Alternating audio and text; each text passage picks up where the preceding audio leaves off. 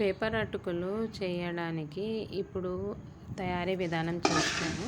First ఒక పెన్నంలో అటుకుల్ని బాగా వేయించుకోవాలి, బాగా క్రిస్పీ కావాలి. ఇప్పుడు తిరువాత వేయడానికి నూనె వేసి దానిలో ఆవాలు వేసుకోవాలి. చిటపట అన్న తర్వాత ఇంగువ వేసుకోవాలి. ఇంగువ వేసిన తర్వాత పసుపు వేసుకోవాలి 1 టీ స్పూను.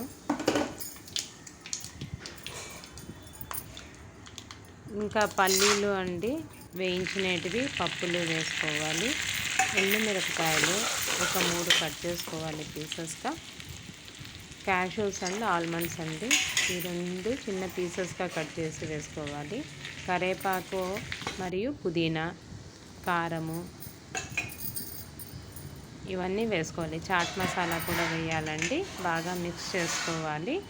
సైంధవ లవణం అండి ఎంత అటుకులు క్వాంటిటీని బట్టి వేసుకోవాలి. ఇవన్నీ బాగా మిక్స్ చేయాలి. జీరా పౌడర్ కూడా వేసానండి. అన్నీ బాగా మిక్స్ చేసి అటుకుల్లో వేసి కలుపుకోవాలి. ఇది చాలా ఈజీగా అయిపోయే స్నాక్ ఐటెం. నచ్చితే లైక్ చేయండి ఫ్రెండ్స్.